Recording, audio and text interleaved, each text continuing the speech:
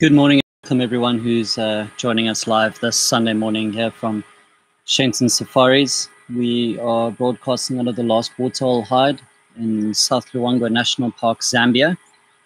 So greetings to everyone at home. If everyone can just let us know in the chat how's the picture and the sound, and we'll see what we can see this morning down at the last Waterhole hide.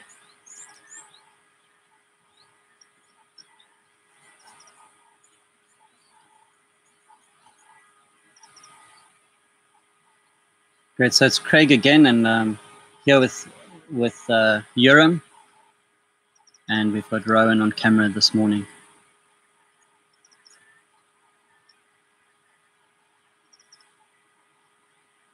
Good morning, everyone. We are back again on the live session this morning.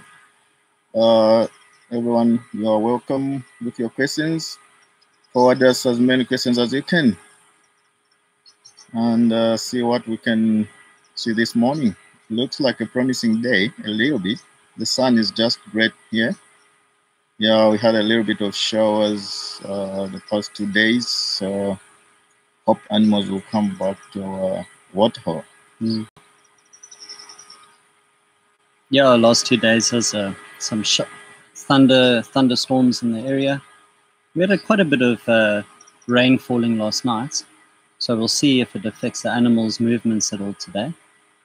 And this morning was looking quite doom and gloom and overcast, and luckily while we were busy setting up, the clouds have now pulled away and the sun is out in full force. So beautiful sunlight, and things are starting to warm up now. Temperature is still quite cool. It's probably in the high 20s, low 30s, I think, in the direct sunlight. That's whereabouts we are now.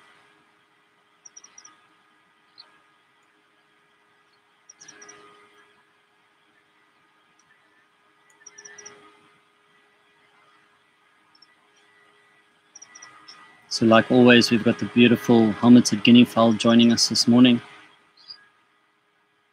Always here, even when it's raining. And a couple of the laughing doves, gray-headed sparrows, as usual. Yeah, so this is our first live feed coming from the morning at the hide. Generally, we are broadcasting in the afternoon. So slightly different conditions. It will be interesting to see what happens. The connection seems to be quite good today.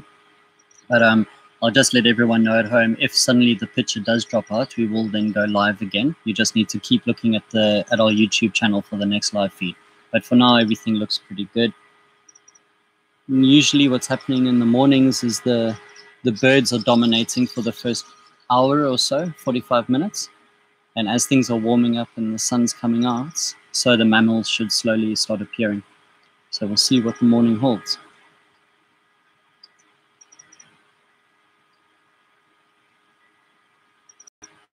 see some more people coming online now and logging in. I think everyone at home can let us know where they're watching us from, and also if they have any questions today that they'd like to ask us.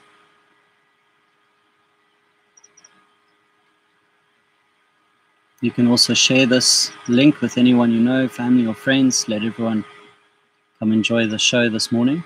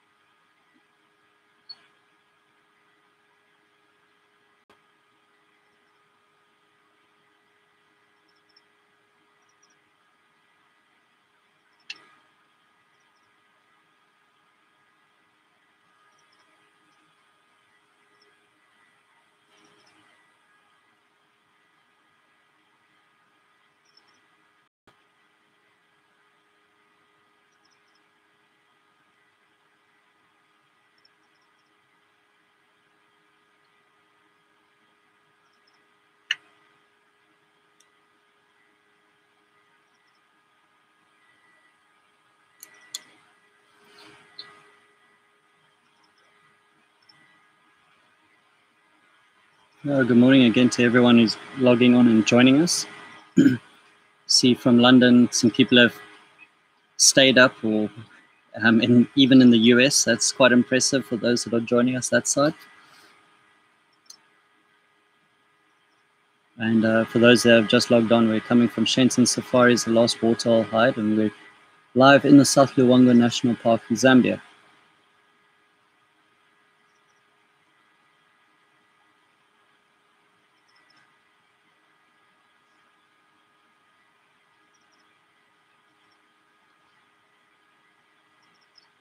So Yoram, you were over at Kaingo last night, our other camp. How was the rain that side and the night before? Was much rain falling along the river? Is there any noticeable difference in the river yet, or not quite yet? Not quite yet, but there were more rains, I think, according to my observation from Kaingo area coming towards this side of Mwamba. There was much more rain that side. But the river hasn't yet shown any signs of rising up yet. Yeah. Okay. Yeah. And is that normal for this time of year? Are we going into the rainy period now? Exactly, Craig. This is the right time. In Zambia, like October is pretty much the beginning of the rainy season. So to me, it's not something strange. It's the beginning of the rainy season. It might build up now, maybe break up a little bit and start building again and again. But yeah, this is the beginning of the rainy season. And how long will the rains carry on for?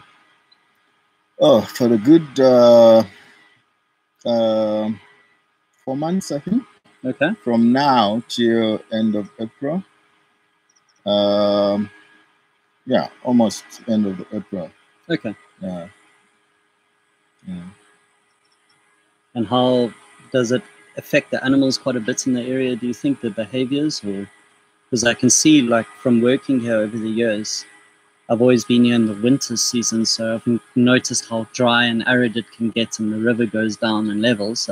What happens when there's a lot of water around? Exactly. As I was driving around this morning with Rowan and Agatha this morning, I noticed a huge difference. Just the past few drops of rain, which rained, there was like less and less game around the riverine forest, where we see much game this time of the year.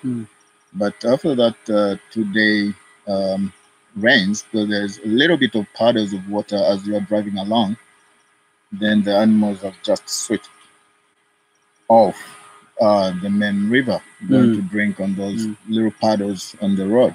Sure. Yeah. Luckily here, I mean, we haven't had too much rainfall, so we should get some animals. I can see some impalas that are arriving. There we go. Yeah. Beautiful. So some female impalas that are coming down to say good morning, coming for their morning drink.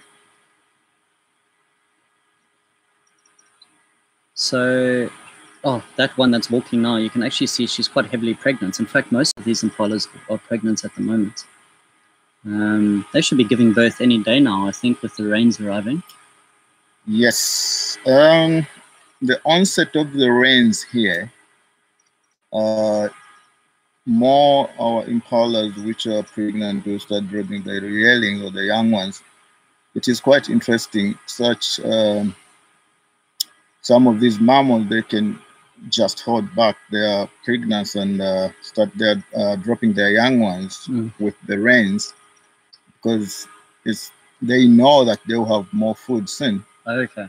It's quite difficult for the animals like elephants which have like long gestation period to plan ahead. They don't know what will come next, or maybe in like 22 months. That's a long way to plan for the to give birth. That's the reason why these big mammals, they give birth any time of the year. Where these guys, they can just manage it and see how it can go about. Yeah. And I suppose with them all giving birth at a similar time, there's a good chance for survival for some of them. I'm sure the leopards and the lions will try and take as many of the youngsters as possible, but if there's so many of them, there should be a good chance that some of them make it.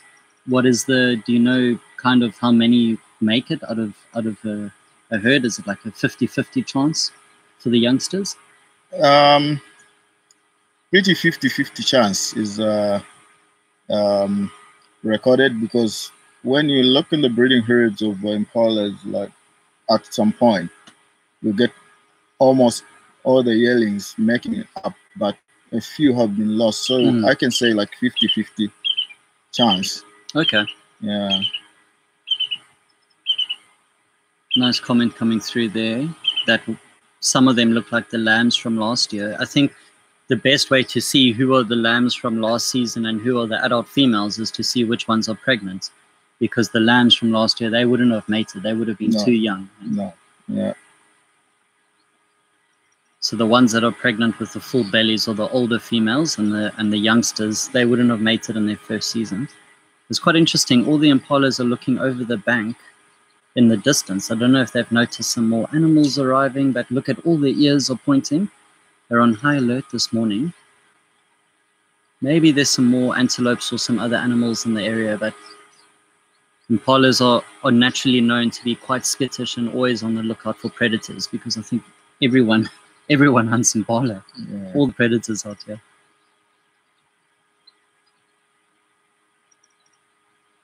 Nice black lines on the bum as well. Some markings black behind the ears. It's a very good looking antelope. Gracious antelope. And they're very well groomed. Are these one of the species that groom each other, arrow grooming? They do more arrow grooming, yeah, than any other antelope I think I've observed. They do a lot of arrow grooming. Okay. Yeah, their coats are in like perfect condition. Nice and clean after the rain last night.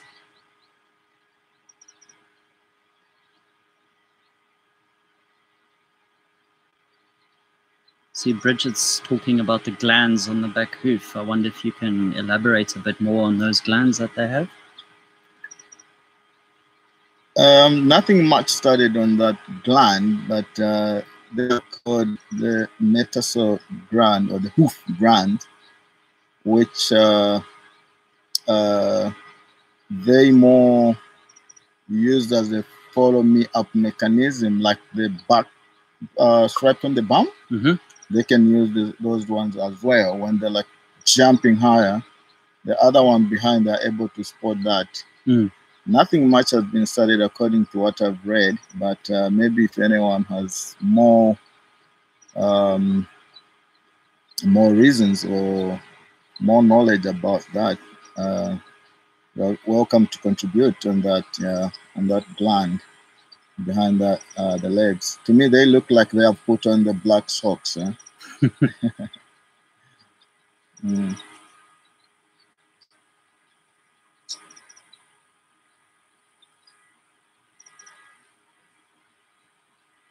So I think one of the more water-dependent antelope, they have to drink every single day.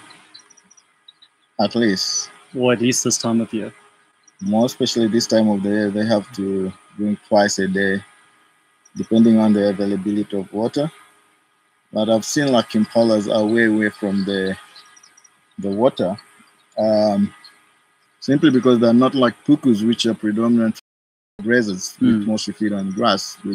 Oh, look at that! Ron, point the camera on the far side. There is the birds mobbing the water monitor. The water monitor there. Lovely, good spot.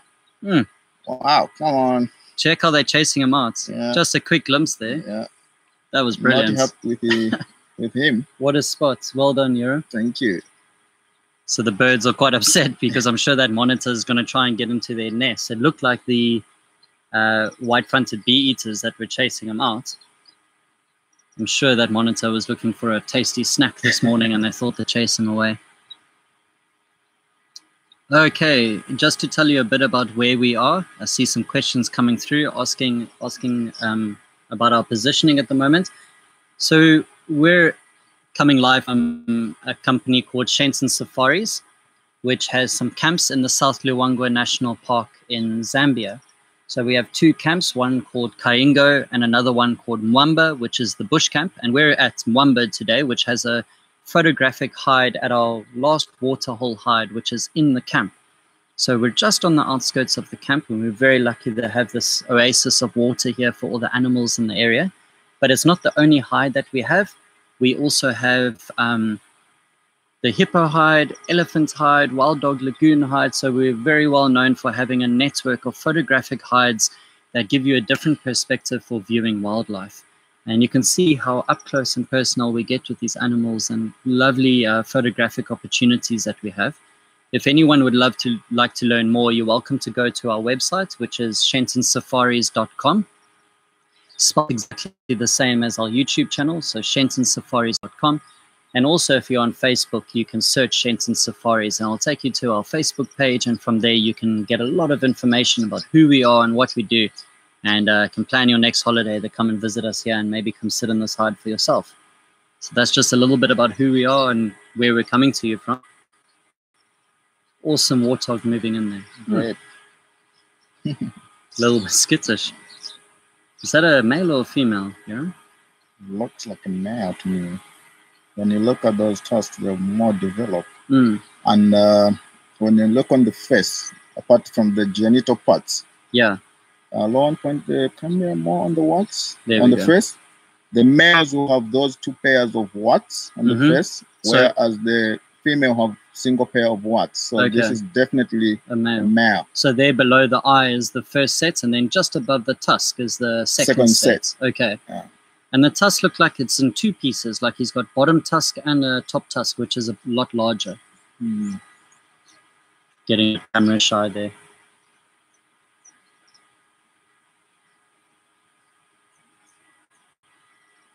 Just having a drink of water. Sometimes I see them climbing into the mud completely, wallowing like the hippo does.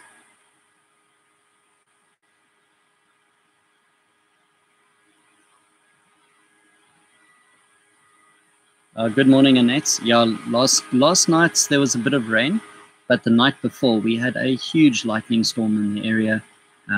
Not so much rain, but it was impressive with all the lightning and thunder. So anyone who was watching the webcam yesterday would have noticed it was a little bit quiet. I think some of the animals were disrupted slightly. There was also lions here during that night, so it could have moved them off. But it looks like we're off to a fantastic start today. Beautiful sunshine. The clouds have moved out the area, and the sun is out, the birds are coming down, and the mammals are also waking up and starting to make an appearance, which is great.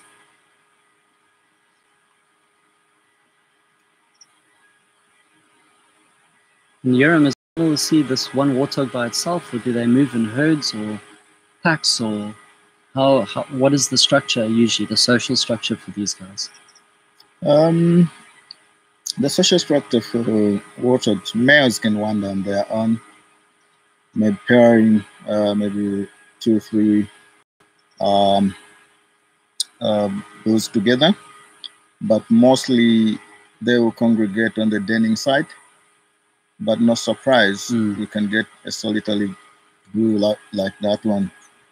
And the collective name for warthog is known as a sounder, like the pigs. So you get a sounder of warthogs with maybe a mother, with sisters, related nieces, and a couple of youngsters. Okay. And this time of the year, we get quite a few very little ones because warthogs, they have a very specific breeding season as well as impalas. So it is this time of the year when we see lots and lots of the piglets. Okay. Yeah. Also timed with the rains a bit, or timing with the rains? Yeah, more like September, October. Okay. Yeah, I've seen a couple of different litters now, at least 3, 4 different litter. Oh, nice. Yeah, which is very interesting. And I see Adrian's just asked a quick question there. If the piglets, when they're born, do they have their warts fully developed on their face, or is it something that starts growing as they get older? I'm sure, to my observations, after they're born, they're not all that developed. Okay. They just start building up or growing as according to age. The older they get, the more pronounced. They become pronounced. And the same with the tusks. Same with the tusks. Okay. Yeah. So the youngsters don't have tusks. Do they? I've seen some of them though. They grow like white fur in a triangle almost. That kind of looks like a tusk. Do you think that's a way to confuse predators, or? Yes, that more in the females. The females have very less developed tusks. Okay. Those acts as a defensive mechanism to fool the predators. And yeah, you get more big tusks on the big males. Okay. Yeah, less in females. So the same, yeah, it's actually the same. They born without those tusks, but with more developed hair in the females, which was the predator. Yeah. Okay. Hope that answers your question there, Adrian. Just suddenly went dark a little bit. There seems to be a cloud moving in front of the sun. So yeah, another question about the hippo. Is he okay? Absolutely. This hippo is in heaven. So a lot of questions were coming in the other day also asking about this hippo. I can guarantee this hippo is very happy, very healthy, and this is what hippos do. So he's just wallowing, enjoying his time in the mud. They don't walk around in the day because the sun is quite harsh. So spending some time in the mud during the day like this, keeping his body nice and cool, and sleeping, conserving energy as much as possible. And once the sun goes down, he'll get up and move out and start grazing.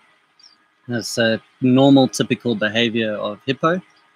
The only difference for this guy is that he would have been chased away from the river. I don't think he's as strong as what he used to be. So maybe a big male chased him away, but he's found this lovely little spot in paradise here. So he's got this whole place to himself. Sometimes there's another hippo that joins him. There were 2 early this morning, but I think the other one's already gone on a walkabout, and it's probably because it's a bit overcast here and there. So maybe the sun isn't as harsh today, so he's decided to do some grazing before the sun really comes out. Yeah, I was wondering where the other one is. Yeah, when Rowan and I got to this morning, the second guy moved off a little bit.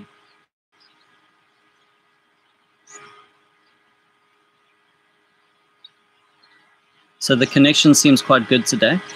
And lovely to see so many people online and so many questions coming in. Please keep those questions going.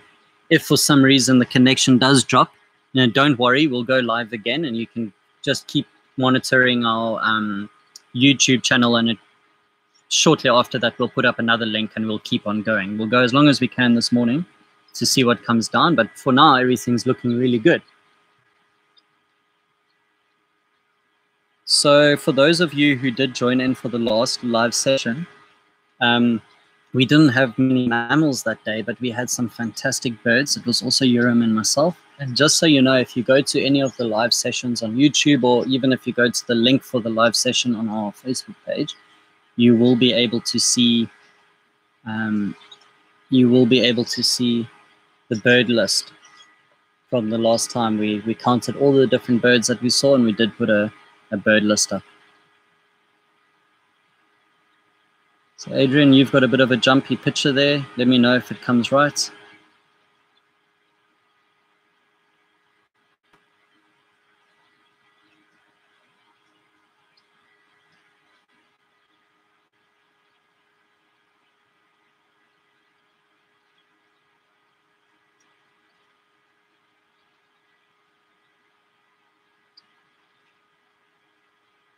Sally, that's a good question about the lovebirds. I'll let Urim answer this one.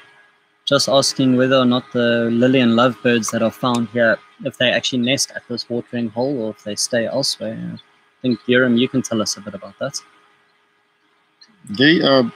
They breed here, not nesting here necessarily on this waterhole, but in the park they breed here, and they breed in the natural tree holes, and they make the nest in the natural tree holes. And yeah, so this morning we haven't yet picked up any of them, but hope they might come to drink as well. Mm-hmm. Yeah. And it's just one male and one female when it comes to nesting? Yes, and very interesting behavior when they are in the courtship display, and they do the arrow preening and grooming to each other. Mm-hmm. And that's where the name the Lillian's lovebirds come from. They are like kissing each other when they're preening each other. Nice. Which is amazing, to strengthen the pair bond between the two birds. Yeah. Mm. Are they monogamous? Is it a lifelong bond? Lifelong bond. Okay, great. Yeah. So a lot of birds do that, it seems, in the area. They will be your monogamous breeders, and you just have one male and female for life. Yeah. Most of them, yeah. Which is very different with the jacanas, or the Jesus bird, Mm-hmm. which are polyandrous. Oh, yeah? Yeah, meaning that one female can mate with several males and leave all the work of the incubation and the rearing of the chick to the others. Okay. Yeah. That's an awesome shot that Rowan's got there of this hammock hook. Great shot. It's just resting a bit. I'm sure you'll start fishing just now. One of the beautiful reflection as well this morning.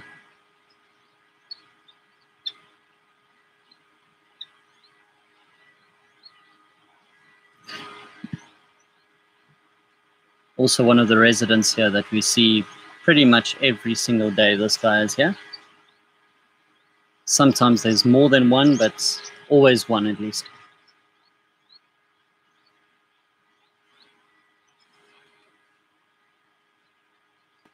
Looks like he's almost doing a bit of static hunting, where he's just sitting really still, hoping something's going to swim right in front of him. So I think any aquatic insect or frog or small fish, that's all on his diet. Do you know if they eat any like land critters? I mean, they don't go for rodents or anything like that. So they're strictly in the water. Yeah. In the world, might say never say never, maybe. Yeah, maybe but it's the opportunity. yeah, there are more aquatic insects and fish.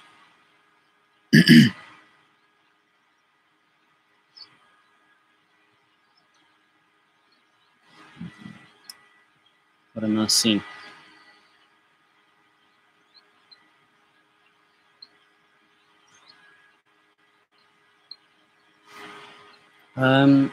Just Bridget asking about what fish we could get here. So this time of year, mostly in this water, you'll have catfish or your barbel. They'll be because the water's gone quite stagnant and it's been fished out for the last couple of months, you won't really find too many bream or tilapia living in this kind of water. So yes, currently the best fish to find here would be your barbel or your catfish. But earlier on in the season, just once the river has stopped flowing and so on, quite easy to find some small tilapia here, and also another small fish that we just call silverfish, which is like a white fleshy fish. You can find them in the area, but at the moment only the barbel and catfish are probably strong enough, and your lungfish, I think. Yeah, the lungfish. This water is not very deep. I mean, as you can see where that hammerkop is standing, that's pretty much it. So, you know, any fish that needs to swim around and have loads of water, this is not an ideal habitat. However, your lungfish and your barbel and so on, catfish, they're able to dig down into the lower layers of the mud and actually survive in the mud themselves. So sometimes with your lungfish, if this water dried up completely, they could still live under in the mud for quite a while, waiting for the rains to arrive, no problem. So this is pretty comfortable environment for them, for the barbel or the catfish. It's fine for them. They can live under the mud. So this is perfect for them. Yeah. And next we had a buffalo herd come here the other day. Very briefly, we've noticed lately with the buffalo herds, in the beginning of the season, they were spending a lot of time here, enjoying the water and wallowing and spending some time in the area. But lately, they've been really quick to just appear, drink their water quickly, and leave. And often what's happening is just the front half of the herd is getting into the water, enjoying it, and the back half of the herd doesn't even get down to the water. And I'm going to just take a wild guess now and say it's probably because of lion activity in the area that they're very skittish when they're coming along to water sources. You know, it's quite a vulnerable time to be putting your head down low and drinking water and not concentrating on who's standing behind you. So we've had a lot of lions in the area coming and going. So I'm sure that's the main reason why these the buffalo herds are a bit skittish at the moment when it's coming to drinking. So I don't know when was the last time, maybe it wasn't too long, I think 5 days ago. But very short, not even the whole herd got to drink.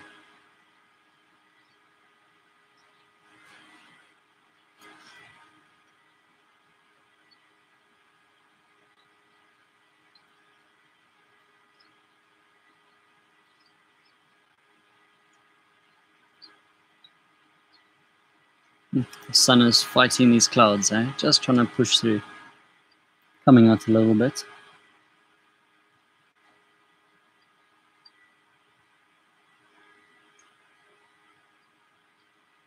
Another good question coming in there. If we ever get crocodile in this waterhole, Yoram, you've been here a lot longer than me. Have you seen crocodile here before? Yes, I've seen crocs, not very big ones, but yeah, this time of the year, or just before all the pools of water dried out inland along the Mamba River, most of the crocs make their way down to the main river. So, yeah, answering your question, we do see them earlier in the season, but as most of the pool of water is drying out, they move back to the main river. Yeah. Also, it might be a little bit crowded with that big hippo on the one side. Oh, yeah.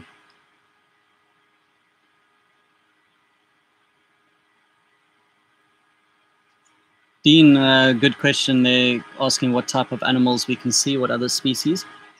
To be honest with you, we could actually see anything. You know, an animal's drive to drink is just depending on what they've had in the area. So, like all these live sessions, I'm always hoping that some elephants arrive here. But other than elephants, we've got many different kinds of antelope in the area, which could come down. We also have some predators in the area. They're quite rare to see.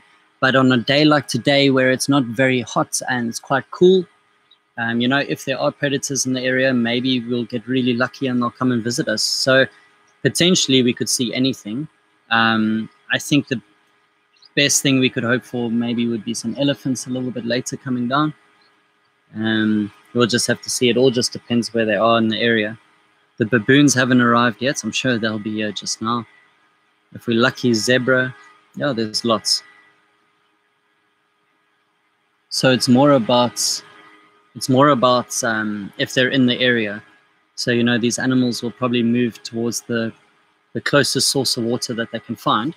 So for us, we're probably the only source of water for about 2 kilometers, which is quite a big radius. Especially going further inland, we're probably the only water source for maybe 4 or 5 kilometers. So it all depends on when last they drank. Some animals are daily drinkers or bi-daily drinkers, like your impala. Other animals can wait a bit longer without drinking. Just depends when last they had a drink.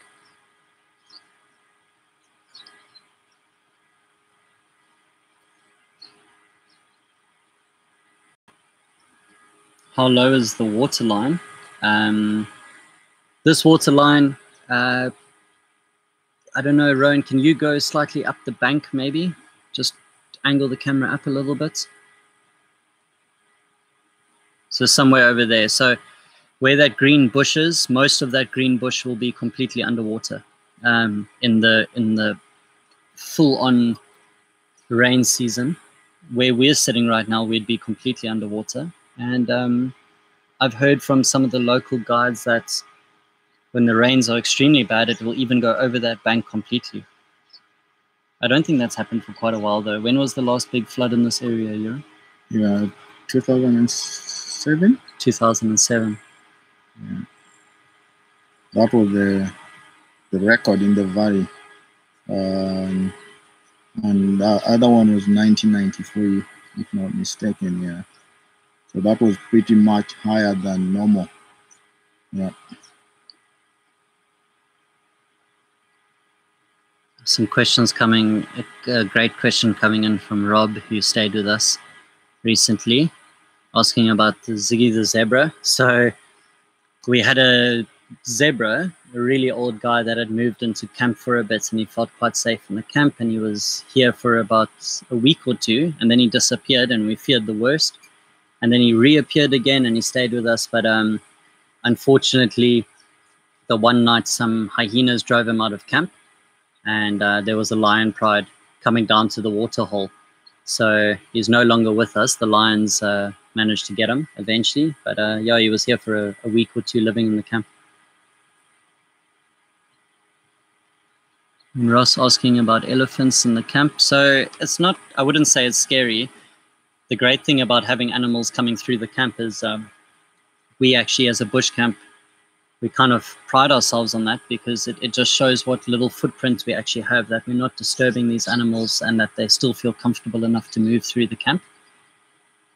Sometimes you have to wait for them to move first so that you can move around. But yeah, it's really great that we're totally submerged in nature here, and the animals feel comfortable enough to move through, no problem.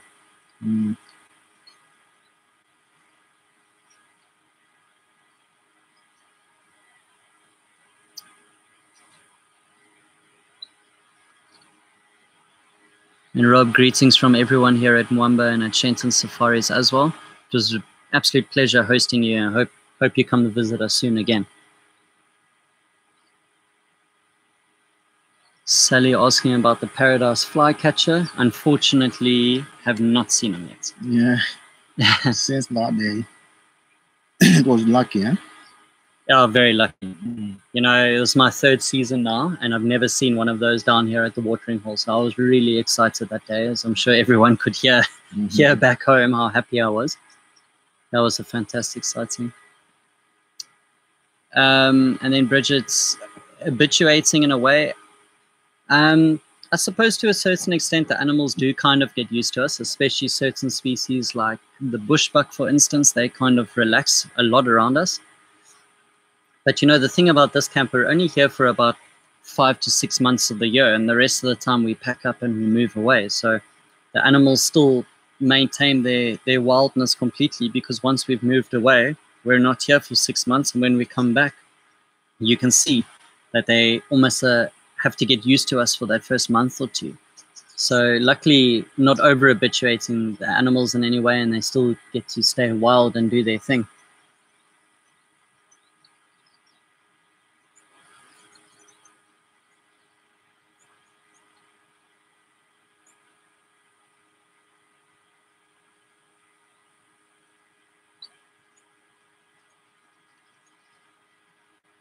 Great that the sun's coming out a bit now.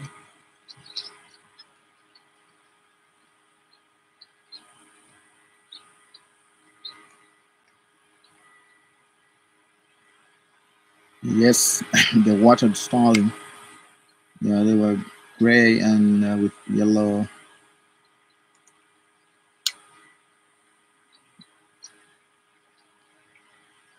Yellow on the side of the chick.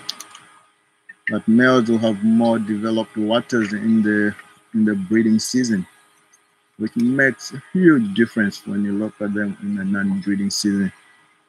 Yeah. Yeah, exactly. When you see them with the non-breeding plumage, you can't even believe it's the same bird. Exactly. Yeah.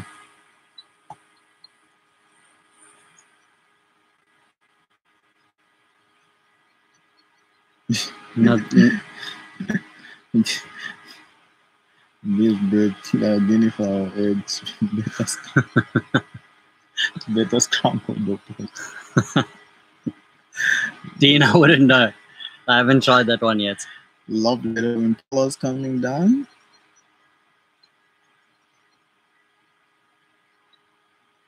And it's great in this herd. I see that there's actually a male. There's two males. Two males. We'll wait for the other guys hiding at the top. So quite easy to see the difference there for a male and a female.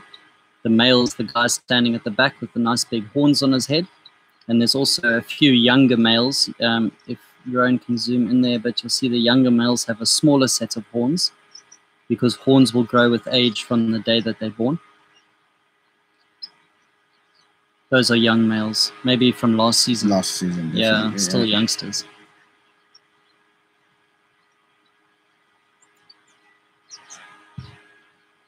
But the big males with nice big horns, I'm sure they'll come down.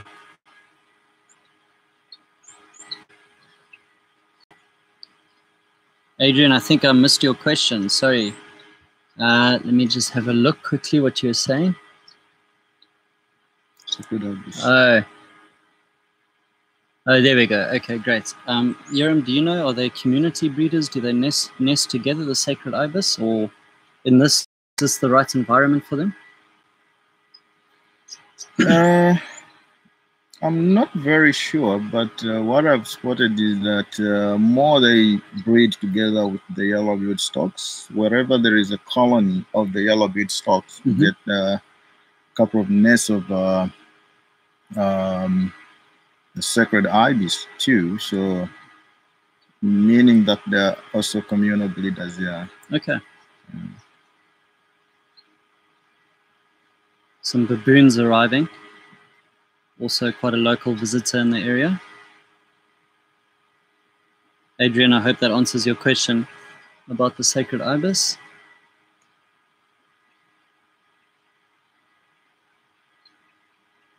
Look at that. It's a great shot. So these baboons don't mind being around the impalas at all. I think there's also sometimes a bit of a symbiotic relationship between these guys where they like to be in each other's company because they're so good at spotting predators. Baboons feed up in a tree, often drop food down to the impalas, and the impalas keeping lookout for predators, and it's not uncommon to see these two species interacting together.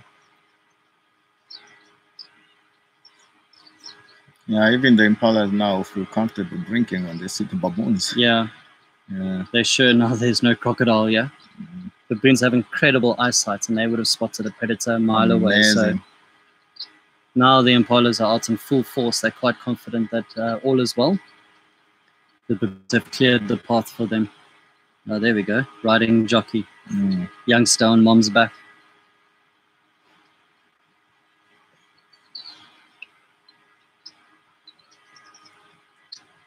So, Rowan, do you just want to give us a bit of a wider angle, maybe zoom out a bit so everyone at home can see how many animals have just arrived here?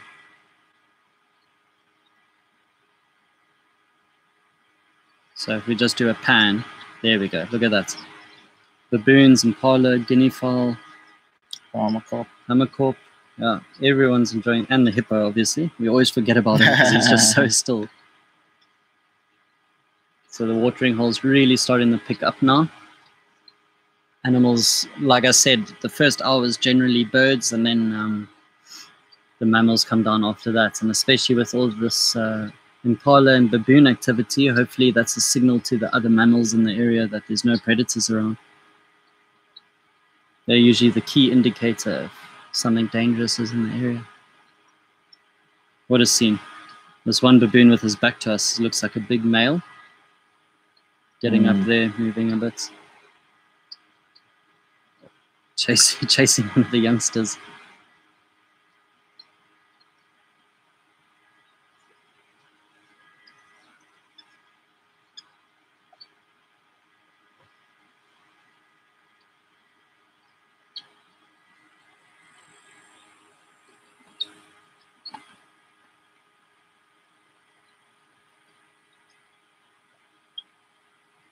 It's an interesting comment there from Bridget. I don't know if you've heard of that, Yoram. If you've heard of that before, that the first couple of vertebrae at the base of the tail are actually fused together to some extent. That offers a bit of support for the youngsters. Have you heard of that? Not really. New lesson there. But I mean, if we do look at the way the tail sits, it looks like it could be quite plausible, because it doesn't bend right from the base of the body. It actually starts bending a bit higher up. So maybe that is quite interesting. Bridget, we'll definitely look to that, because that's quite an interesting piece of information there. Yeah. I haven't read it myself, but we'll definitely look into that to see what we can find on that. Me too. Yeah, I haven't read about that. Oh, what a great shot. Look at that.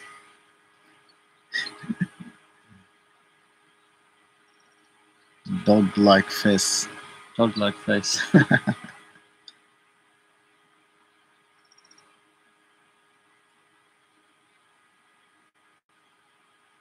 Nice. And they can bark as well. I got a booming barking alarm call that these baboons can do. As soon as they see predators, they all start barking really loud. And it's one of the ways that the guides are able to find predators quickly in the area. You just got to follow the call of the baboon, and it will most probably lead you to where there's some danger, usually leopard or lion. Around what you are right, I can see something. Oh, it's just moving. Also like a stain of blood or something on his shoulder. Here's a big impala coming down. You'll see the size difference of the horns. That's a really impressive size horns that this guy has. So this is a fully grown, probably the dominant male of this harem of females with the young male. So this is the guy in charge. Nets. Yeah, Nets, I think you're right. A lot of these impalas, you can see the ribs showing through. But I think the one thing they've got in their favor is being mixed feeders. They can browse, they can graze, so they've got a much larger menu than some of the other antelopes in the area. But everyone's kind of just holding their breath now, waiting for the rainy season to arrive. But we've had the first rains already, so it should start building. This is just such a great shot.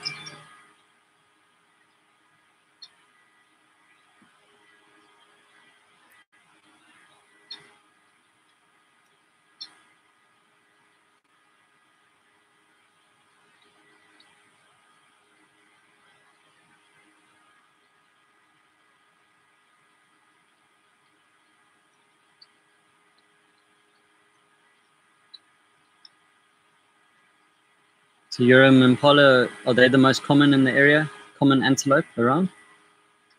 I'm sure whoever has visited South Rangwa National Park, once it entering the park, the first animal you will spot will be impala. So I agree. I say yes. Okay. Very, very common in the park. Unlike the other antelopes or animals. Yeah. And obviously the baboons. And the guineas. Mm-hmm.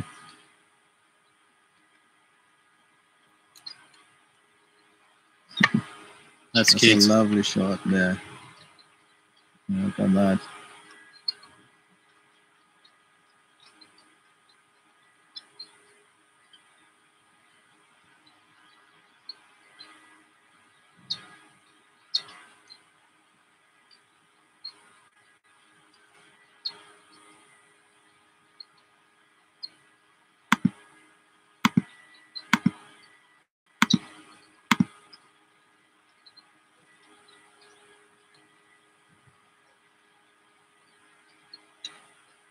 A big male there, male impala.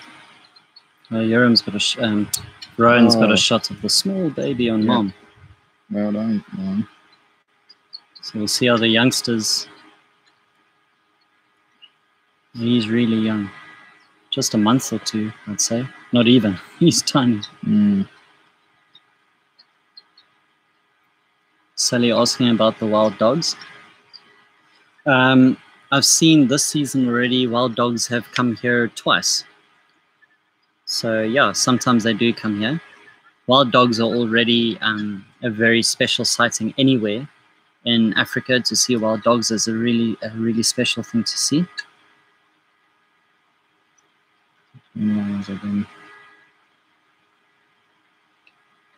How's everyone's picture at home?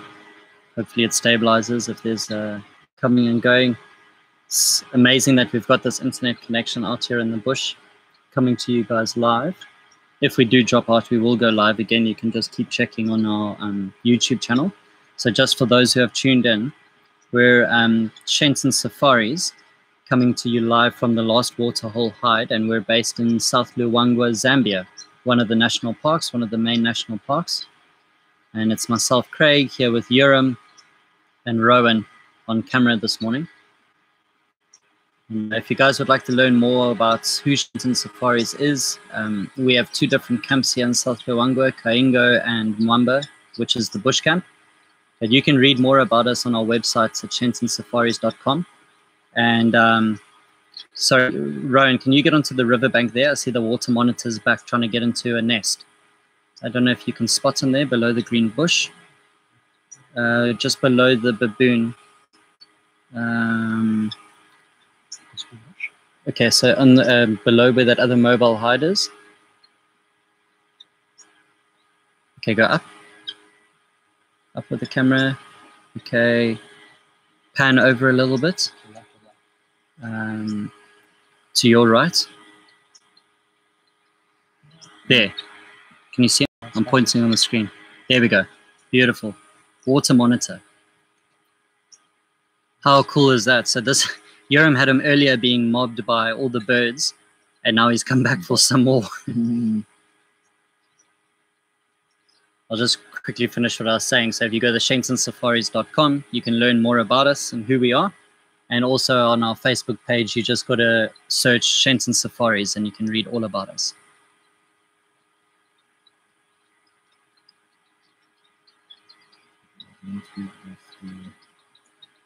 Dean's got a cool question there asking about baboons giving birth. I don't know if you know about that. Urim, have you ever seen twins before? Not really. I think mostly single one, maybe. But it's not impossible. No, well, you never say never. It can happen. But most of the time, it's single baby is born. This is a really interesting shot here with this water monitor. He's just getting into some cover, maybe trying to escape the birds, and all the baby baboons are really curious, trying to see what it is. So, okay, he's disappeared for the time being, but we'll keep watching there, and we'll see if he comes out again. He's probably going to try and get into the nest for the white-fronted bee-eaters, see if he can get any eggs. One of the larger monitor species, and that one wasn't even fully grown. I'd say he's about maybe 2/3 of the size that they can reach eventually. All right, let's go through some questions that have come in here.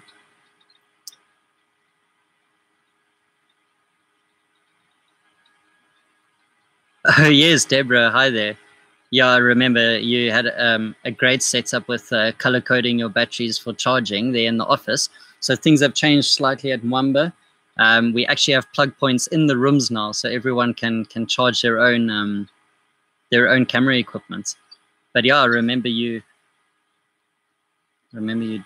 Definitely. Thank you, Deborah.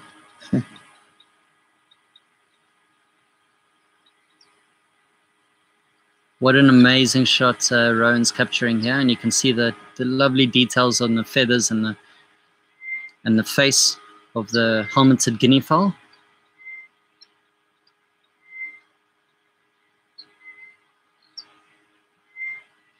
Beautiful.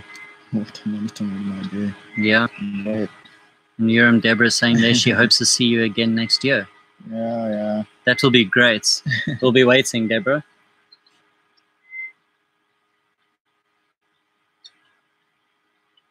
Question from Sally about the baboons. Do they give birth on the ground or in the trees? I don't know if you've ever seen that, Urim, or if you know anything about that. Not much records with me, but I would say it should be happening more on the ground. But to be honest, I've never witnessed any baboon giving birth. If it happened in the tree or on the ground, but should be hard time if they can give birth up in the tree. I think I'd agree with you on that one. Anything could go wrong, you know. Yeah. Probably safer on the ground. Safe on the ground, and take it up the tree as soon as possible to escape the danger. Maybe. Yeah.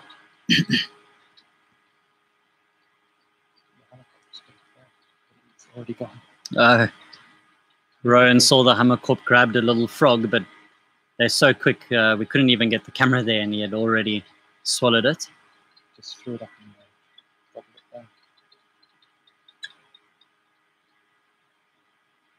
And Adrian coming with a very good question, asking about vervet monkeys and baboons, if they can live together in harmony. Yes, they can. They do compete for a lot of the same food sources, in which baboons would completely overpower the vervets and keep them out of the area. But there's also certain foods that the baboons feed on that the vervets don't. So that they can definitely occupy the same area. And they're not really aggressive towards each other from what I've seen. Yeah, I've seen that also. They go along very well. Not much trouble, no much problems.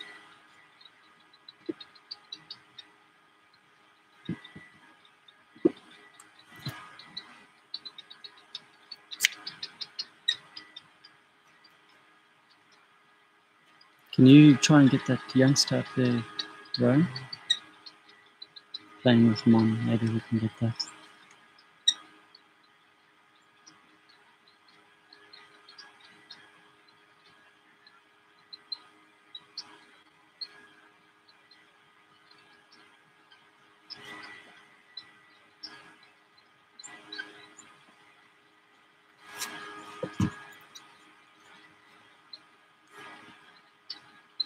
This baboon with her back to us now has actually got a tiny baby, and that's what she's concentrating on now. She's probably cleaning the youngster, taking some ticks off of the fur. What's known as allo grooming, when animals clean each other just to strengthen family bonds and also to maintain healthy standards within the troop or the herd. Yeah, there you can see it nicely in the background with some of the older baboon.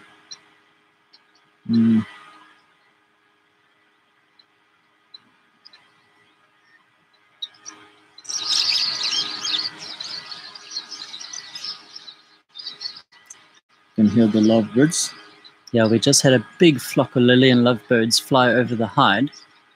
They're in the distance, so we can't see them now, but I'm going to keep an eye on them. There's a chance they might come down and drink if we're lucky. That would be great.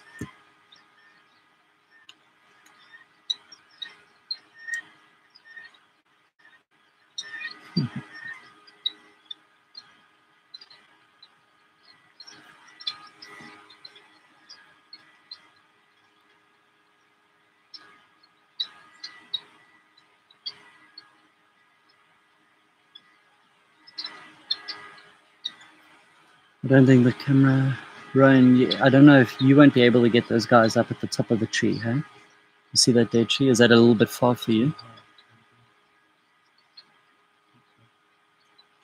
Hi there, Jeff. We got Rowan on camera. I'm sure you met Rowan while you were here. So Rowan's doing the fantastic camera work this morning for us. Great shots coming in there of this little youngster with Mom. Those ears. Yeah. Rowan, Jeff saying hello. You remember Jeff and Peter that stayed here a week or two ago? Yeah.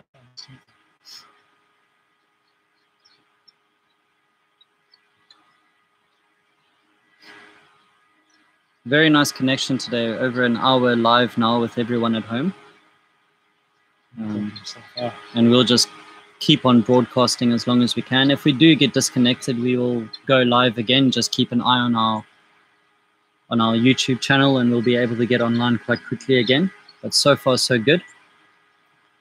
We just had a huge flurry of all different activity happening down at the water. There was impala, water monitor, baboons. Everyone seemed to be here all at once. And now everyone's taking a bit of a break. They've all moved up onto the bank and they're just taking a bit of a rest, grooming each other and relaxing. We'll have to see who else is going to come down this morning.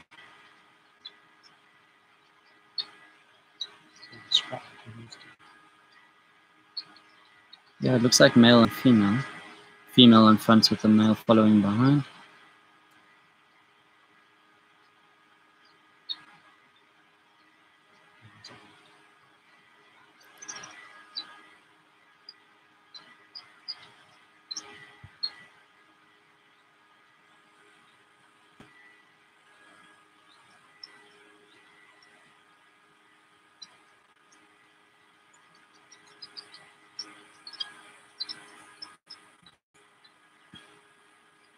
So quite a few people have joined in to watch today, and that's really great. We're really happy that everyone could tune in. See what's happening in South Luangwa here from the last Waterhole hide at Wamba camp of Shenton Safaris. Guys at home who have tuned in, let us know where you're watching us from. And also if there's any questions that anyone has, please feel free to type it into the chat on the right-hand side and send your questions through. We'll try to get to as many of them as we can. And let us know what you hope to see this morning, or what you got a feeling for. Let's see what's going to come down and join us.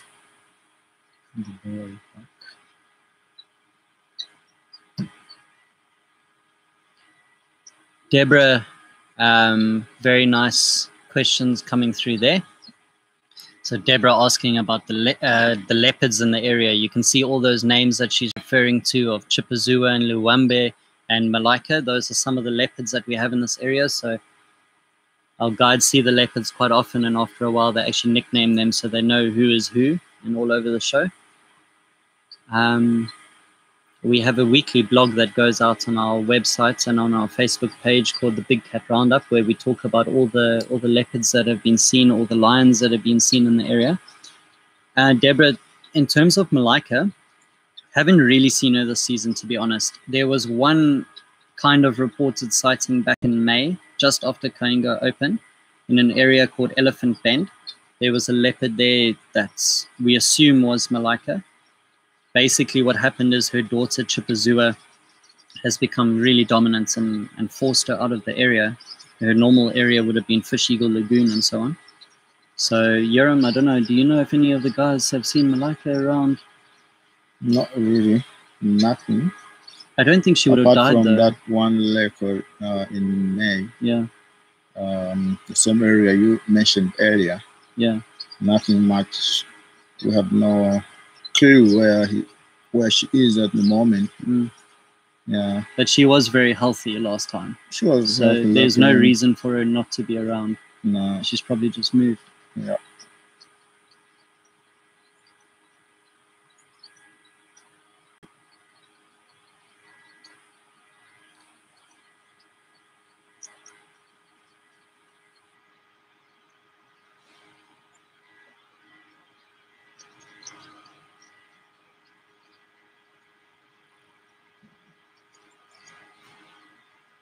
Yoram, just a question coming in about the baboons feeding off each other, should I say. What are they looking for and what are they eating? No, baboons are omnivorous feeders, meaning that they can eat anything or whatever they can find. If it's ticks or fleas on the other baboon, they will just eat it. They don't need to take it away or throw it away or leave it to waste. They can eat anything. So they are picking up the ticks there, and if they find something, they'll just go for it. So you're right, you're very observant. Whatever they pick, they eat it. Yeah.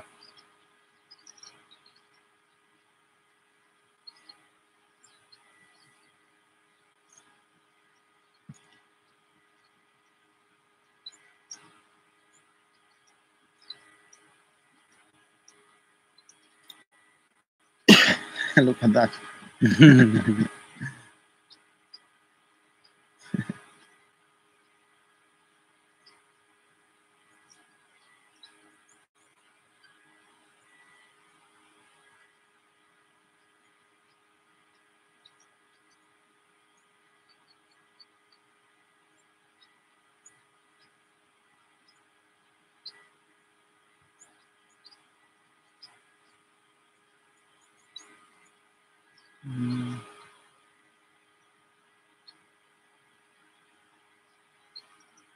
It's going to be difficult to see. There's a unusual white baboon. I can't see if it's a albino exactly. It's a youngster. It's just hiding at the moment. Rowan, if you can see where I'm pointing, that little youngster there coming down. It's very light in color. I don't think it's an albino. Just look how light he is. No, it's not an albino. But you can see how they start off at a light color, and then as they grow older, they start to get the yellow tinge on their fur. Some good grooming happening there.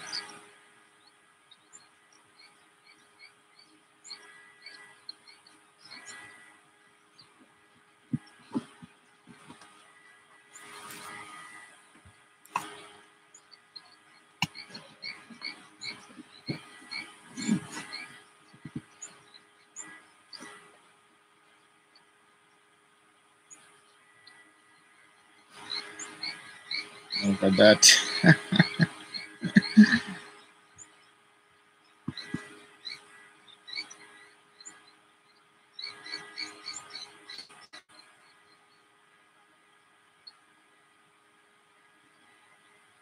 Yes, Jeff. We had 2 hyenas the other day, maybe the day after she died, and yeah, they ate everything. Nothing, not much evidence this time of they got everything. I didn't see any vouchers coming in because I moved to the next camp at Kaingo the other day. Maybe Craig had the clue if the vouchers came also. But hyena did their job anyway to clean up everything out there. Yeah.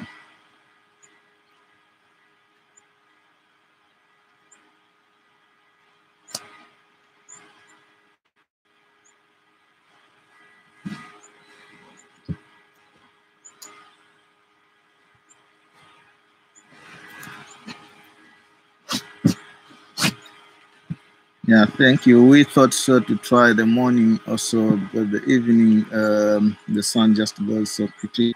So thank you so much for your feedback. Yeah, great. We appreciate that. Thank you. And someone earlier mentioned of the velvet monkey, and one is coming down there. Good shot, Lauren.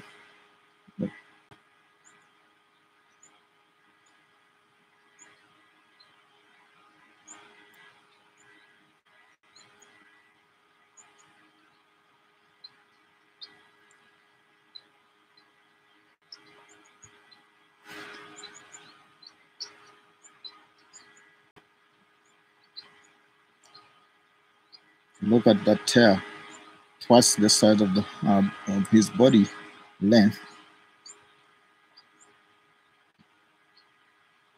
And basically using it as like a fifth limb. Yeah. Prehensile tail.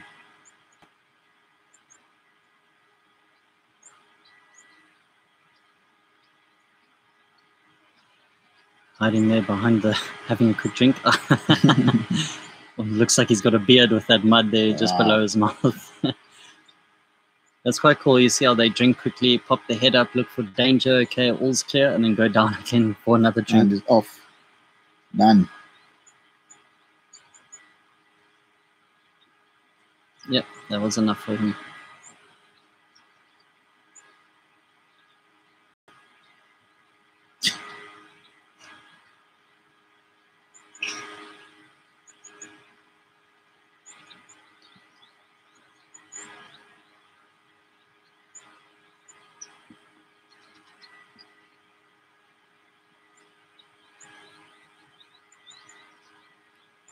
Jen Bangs, you have been quiet. You came earlier on the line, but yeah, I can't hear you now.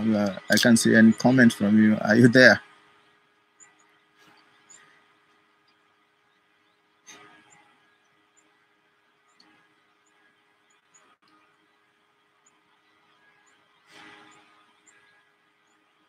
So it's not hot at all today in comparison to some of the previous sessions that we've done that have been absolutely scorching. I'd probably say we're in the 20s, somewhere mid-20s. It's actually quite cool. So the animals, it's a two-part. They can move around easily, but also they're not driven as much to drink because it's not as hot. But I'm sure they'll come as they want to. So yeah, well, the temperature just right for them, so no need Mark to go and drink anyway. But at some point they'll still need to drink. So yeah. Yes, I'm hearing them. Oh, thanks. I can see two male impalas coming down, and there's also a large male at the end there. So is it uncommon just to have some males together, Urim? It is common, like this time of the year, when it's like out of the breeding season, because you can get impalas in three structures. The breeding herd, which comprises of several males with related babies led by one dominant male. You can also get the bachelor herd, like a few males together wandering on their own, or maybe a solitary one, like in the rat or the mating season, which is in April, May. So it's very common in the society for the impalas to be males together. Okay. No problem at all. They can get on very well. And that's just more safety in numbers, I suppose. Exactly. It's better to be with your friends than be alone. Two sets of eyes are better than one. Yeah.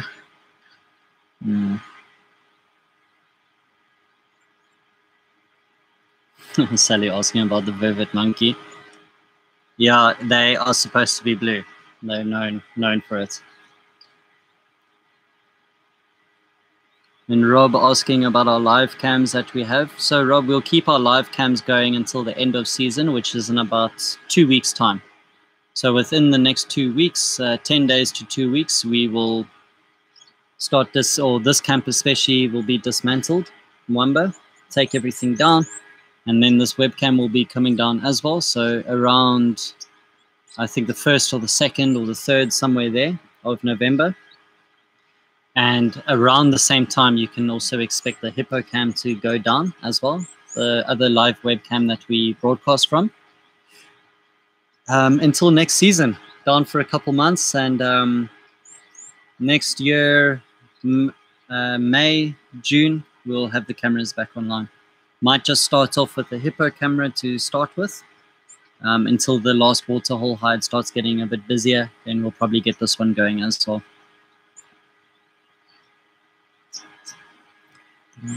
Rowan, Adrian's asked if you could please zoom in on some bee eaters. Far side.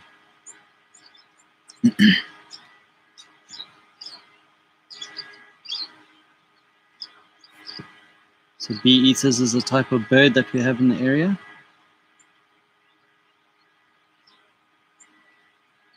There we go. Nice and colorful. These are the white-fronted bee eaters. White-fronted bee eater. Beautiful. Common resident. And these are the guys that nest on the riverbank, yeah? They make the holes going into the riverbank. And it is quite interesting because they are here all year round. And we, at some point, we get the common bee eaters, which are inter-African migrants, birds that can migrate within Africa. But when they come in the area, they will pick up a site, or they will take over the colony, which the bee eaters have started already. Oh, from the white-fronted. From the white-fronted. Okay, so they just evict them and then they take over. Yeah, they think that's the right breeding spot. Okay. Then they start on building their nest. See this Oh, lovely. He's eating something, the guy at the bottom. caught himself a little insect. Oh, got him. Oh, he quickly dashed away with his breakfast before it could get stolen.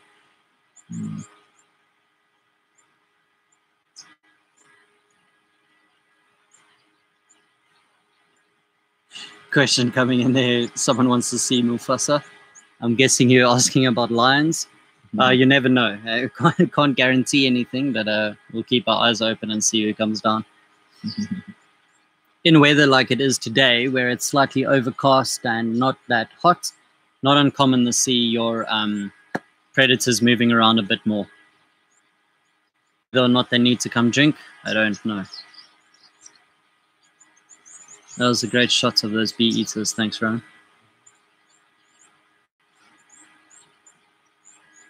I could hear some guinea fowls alarm calling.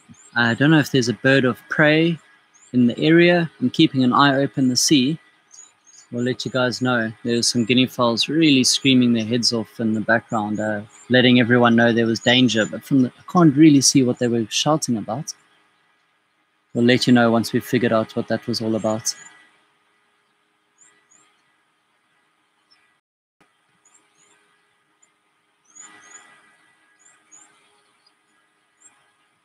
Potter Harris, yeah, no problem. We're great. It's great that you can join us from the States.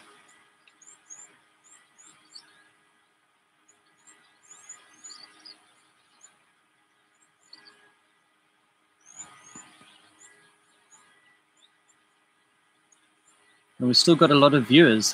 Been going over an hour now, almost hour 20 minutes, and more people logging on to see what we're doing. So that's fantastic.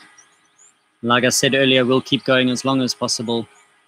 Keep your questions coming in. Let us know what you'd like to see or where you're from. And we'll answer as many questions as we can for you guys.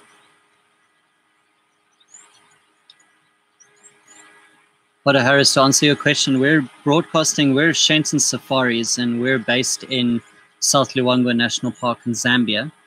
We've got two different safari-style photographic camps based here, which is Kaingo and Mwamba, which is a bush camp. We're coming to you from one of our many photographic hides that we've established here. So the one hide that we're broadcasting out of is called the Last Waterhole hide, which is at Mwamba Bush Camp. We also have some other hides in the area, like the hippo hide and the wild dog lagoon hide, and it's just amazing to view animals in this respect. Not off the back of a vehicle, but actually sitting and getting eye to eye with these animals up close and personal. And they're not scared of us, and we don't need to be scared of them, and really a different perspective of nature. So we have a real extensive photographic hide network. And also just for your general wildlife enthusiasts that just want to get close to nature and feel what it's all about. So if you want to learn more, you can go to our website, which is shentonsafaris.com, or on our Facebook page, you can search Shenton Safaris. We're the only one. You'll find us and you can learn more about us and see what we're all about.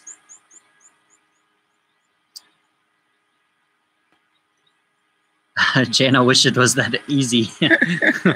Try and herd up some elephants and bring them down. Hopefully we just get lucky. We'll just sit by and see what we can get. Question about snakes there. Greg, what don't you say about your snake? Snakes, yeah, this time of year, things are heating up, and as the rains arrive, snakes are waking up from their, I can't say hibernation, it's more like a semi-hibernation where they go quite dormant, trying to conserve energy. So sometimes down at the Waterhole, I've seen python, African rock python, down here, especially in the water and around. And if you're lucky, you might see cobras and animals like that, but they're snakes like that. But they really got to watch out for the predators in the area as well. So snakes don't usually go out in the open, like on this barren riverbank in front of us. It might be a bit dangerous. An eagle could just swoop down and catch them and take them away. So to see snakes out in the open, it's quite rare. And something big like a python, their predator is mainly leopard that they have to watch out for. Yeah. Martial eagle, maybe. Even that water monitor that we saw earlier, he can be at risk from a martial eagle.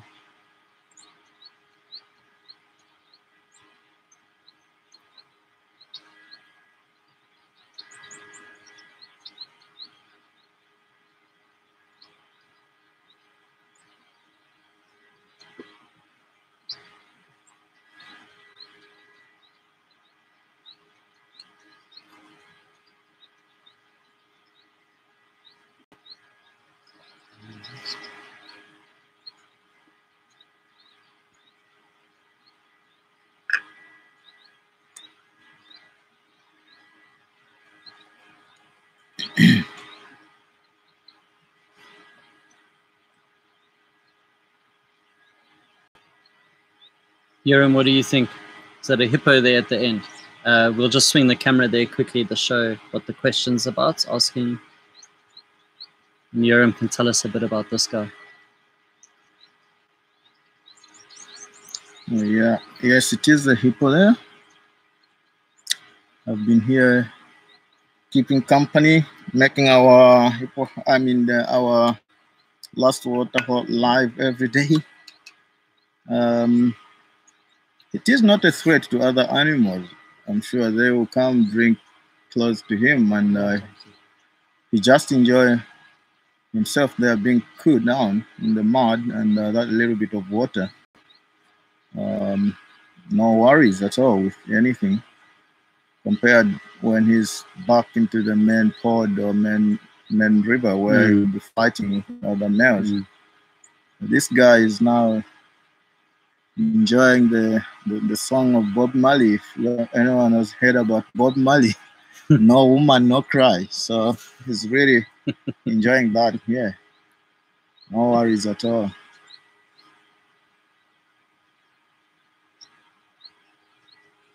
I think the only animal that has to watch out for this guy would be a crocodile. If you got too close, there could be some danger, but we don't have any here now, so nothing really.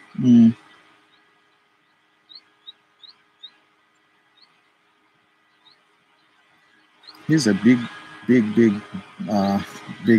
hippo. Yeah.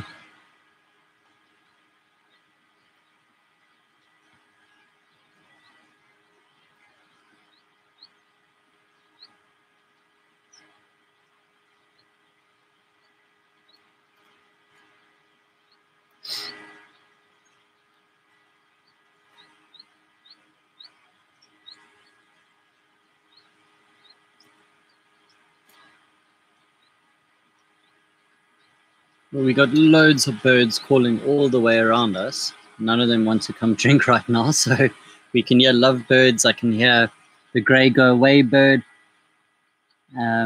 grey-headed sparrows. Oh, there's hopefully they're all going to come down for a drink just now. Lizard again, mobbed again.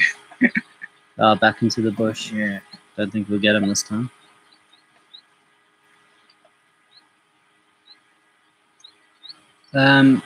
Another question just asking about the water full of bacteria. Oh, there are two lizards there. Yeah. Rowan, try and get that guy if you can. There are two. Another one coming down. No, just go down to the water's edge. Yeah. I think on the water you can see that one right at the water is probably a better sighting. Awesome. So Yoram's actually spotted two monitor lizards. Here's one. This is your water monitor or the Nile monitor. And there's actually another one, a secondary one coming down the bank. We might actually have both of them come together. We'll see what happens. This guy's looking precariously into the water. Maybe you can see something, but the bird is really giving him a hard time. Yeah. Beautiful mobbing behavior there. Really showing you what these guys do best. So they're trying to chase this predator out the area.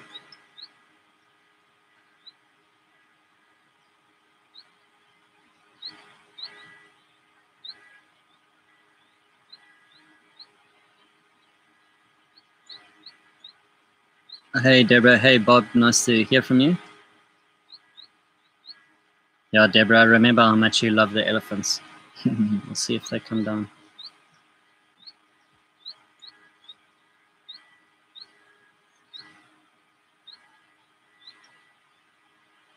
I think maybe this monitor lizard's also just wanting a bit of sunshine, probably to warm up a bit because it's such a cold day. So being ectothermic, they got to rely on the sun to warm themselves up so that they can move around.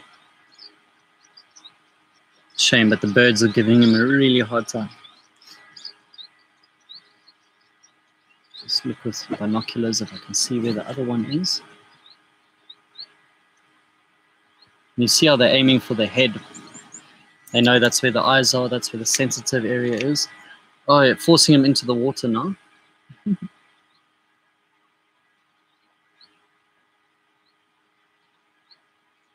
Can't see where the other one's gone. We'll just keep our eyes open and see if he appears.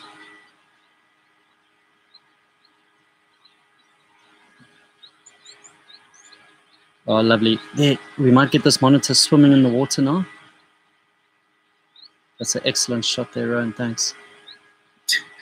He's trying to hide from the... Trying his best to hide from these bee eaters, but they know that he's there. But look at that camouflage. Totally blending into this murky water. What an incredible shot. So he's not really hunting at the moment. He's just trying to protect himself. Very adept for swimming.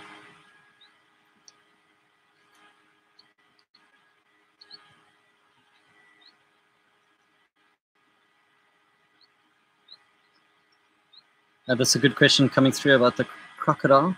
Wow, this is an amazing scene. We don't have crocodiles in at the moment is the short answer, but sometimes there can be. But this season so far, no crocodiles have appeared. Yeah, he's drinking, but also what he's doing is actually tasting. So they've got a sensory organ called the organ of Jacobson. And what he's doing is using his tongue to actually, it's like a combination of taste and smell at the same time. He's trying to pick up on all different types of scents. And he puts it inside on the organ of Jacobson, which sits on the roof of the mouth.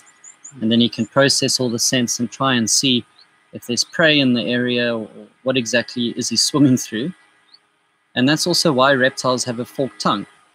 As the forked tongue is coming out, if it's picking up more of the scent on the right-hand fork than the left-hand fork, then the predator or the reptile knows that he needs to move more in a right-hand direction. So the fork at the end of the tongue is actually also a bit of a sensory organ, helping them decide which direction to move based on what sense they're picking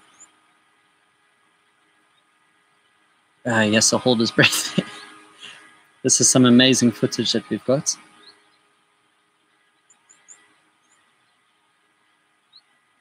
I'm sure he just wants to be left alone.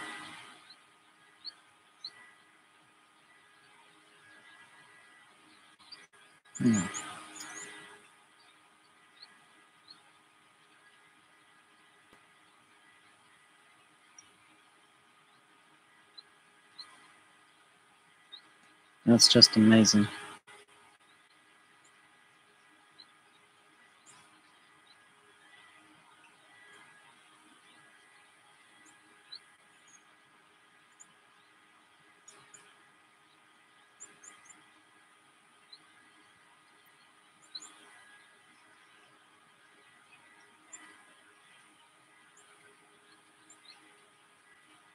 Yoram, how many different kinds of monitors do you guys get here?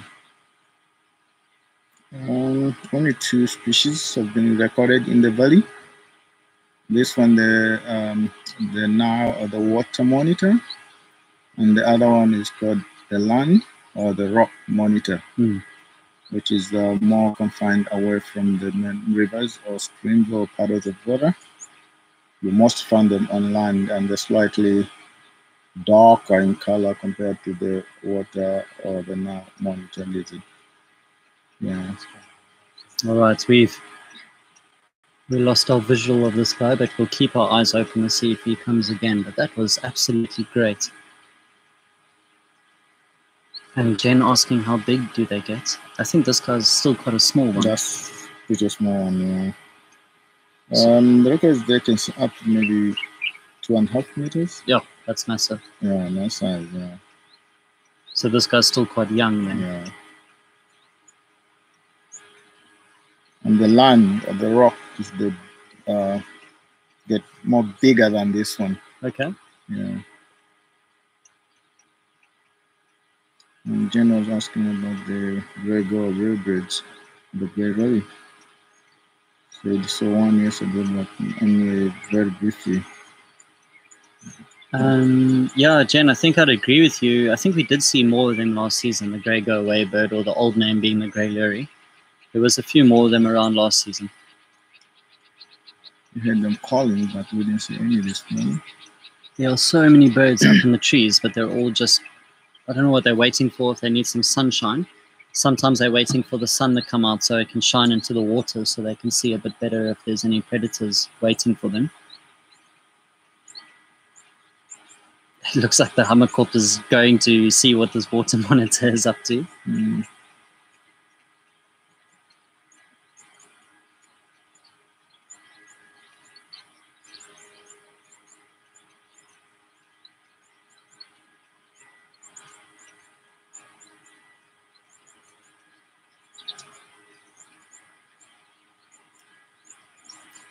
Do you think you'd be able to get this dove here? Right?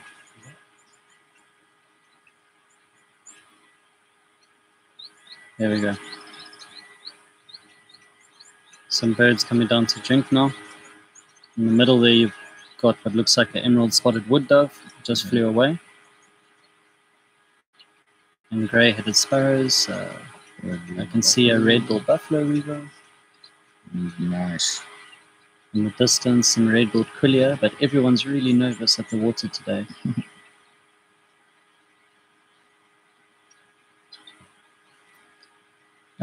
Just a question about this watering hole. So, no, the water, we can keep this water here until the rains arrive. And then this will stop flowing as a natural river again. So the animals are dependent on this water source until the rains appear again.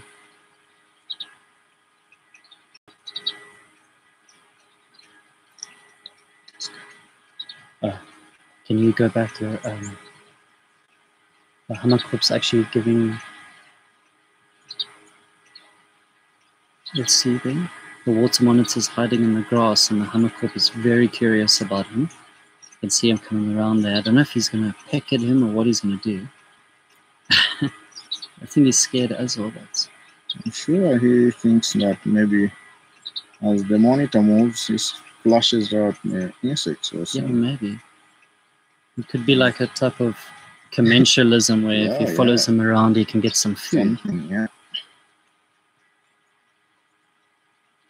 But look at that camouflage, just totally blending in there. Mm. So that, Yeah, the hammerkop's just following behind, trying to see if this water monitor is going to get any food or flush anything out. And we're actually going to lose our visual now because he's swimming below the hide where we're sitting.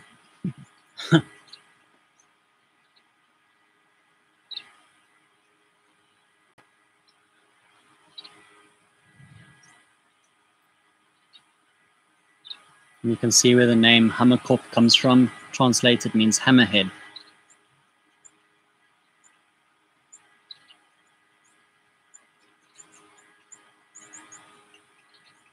There's the monitor. Lovely detail. Wow.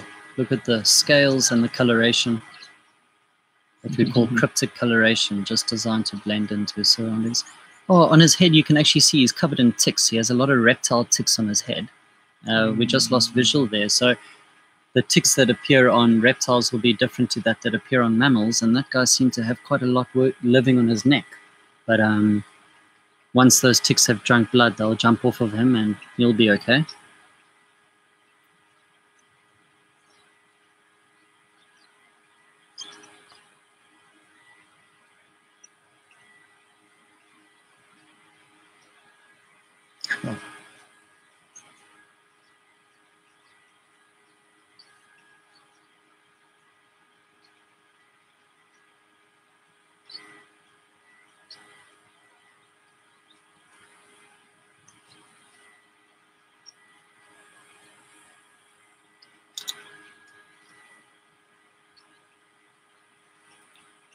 So I think we're entering into our last 15 minutes here. We'll try and finish the broadcast this morning at around 10 o'clock. It's been a fantastic morning so far. We've really seen a lot of animals come down, and the monitor lizards have been fantastic, and the birds as well. So if you've got any of your final questions, you can get them in. At 10 o'clock, we'll be saying goodbye to everyone this morning.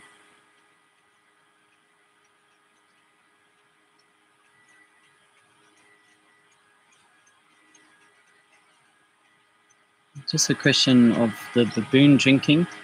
Yes, it is a baboon. The others are not far away. We can actually see them from where we're sitting. They're up on the bank watching their relative down having a drink. They don't always have to be right next to each other. They can spread out over a distance, but they'll maintain eye contact with each other.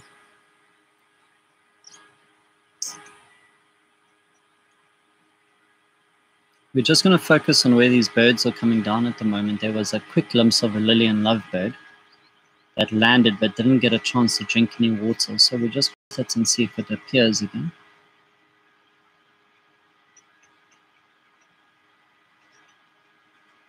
Sally, we have scheduled some broadcasts that will be happening. I think the best way to follow is if you stay on our YouTube channel.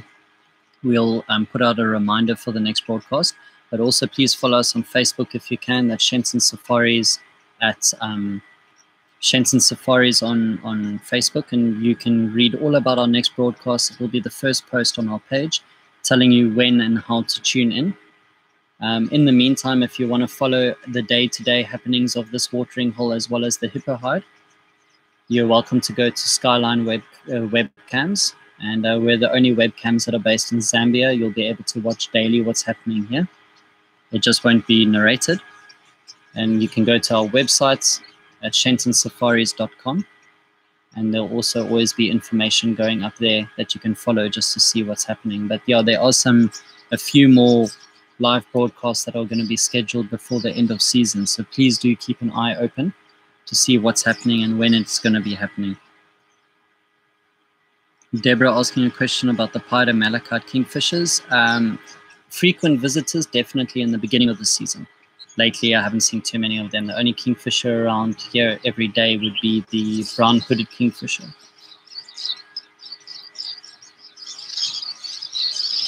There was just some absolute beautiful visuals that Rowan captured there of the Lillian lovebirds coming down. We've waited the whole morning for them. Fantastic.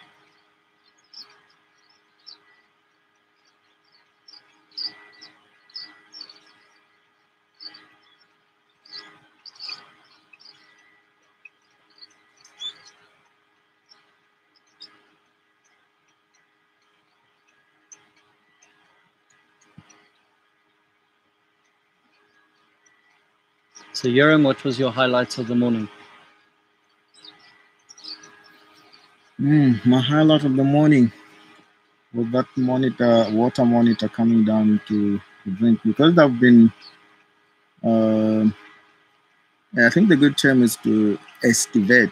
They've been hiding for some time. So it's now that we start seeing them. This is like my second sighting this week, so I'm so pleased to see them that they're still around. That was great, and Ron did very well. Good capturing on that water monitor. Thanks a lot, Ron. Yeah. I think I'd have to agree with you. That water monitor was something special. You don't see it every day. And also, I enjoyed watching how the birds were mobbing him and chasing him out of the area. That was really interesting to see. Exactly, yeah. That was really great. It made my day anyway. And the temperatures are not all that bad today, so yeah, happy. Yeah.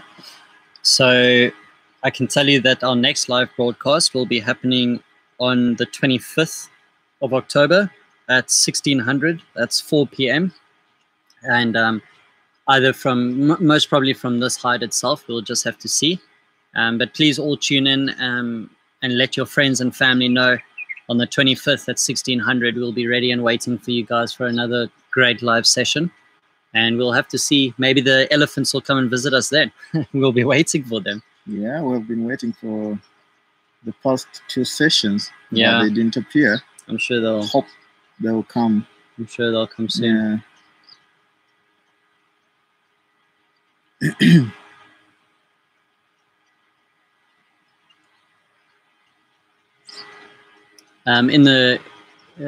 From between now and then, everyone's welcome to think of some great questions, and anything that you think of in the next week that you want to know the answers to, just jot them down, and during that next live session, you can let us know. And feel free to share with your friends. Visit our website, shentonsafaris.com. Go on our Facebook page at Shenton Safaris and learn more about what we're doing here with our photographic hide network here in the South Luangwa National Park.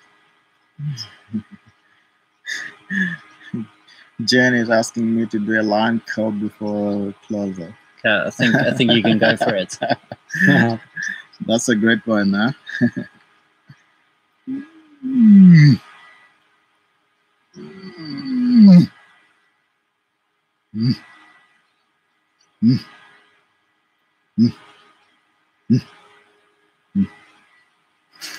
Thanks, Europe.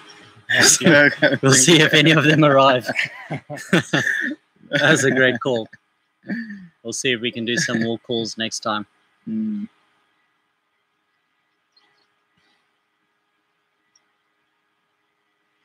Great. Well, everyone at home, it's been really good spending some time with you this morning, and we had such a fantastic live session.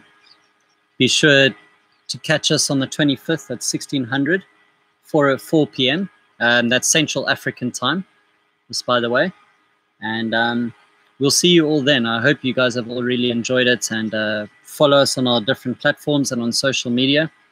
There's always videos and photos and pictures and blogs that are going up all the time to follow the wonderful stories that we have here in the bush, and you can learn more about us. So until next week, thanks very much, everyone. We'll close off with this lovely picture of the Hammerkop, and we'll be going off in the next minute or so. Thank you, everyone, and we'll see you next time. Thank you. It has been so great contributions and questions. We are so pleased that people are following us on the live session, meaning that we are out there in the world. So thank you so much, everyone. Goodbye till next time. Thank you. Cheers.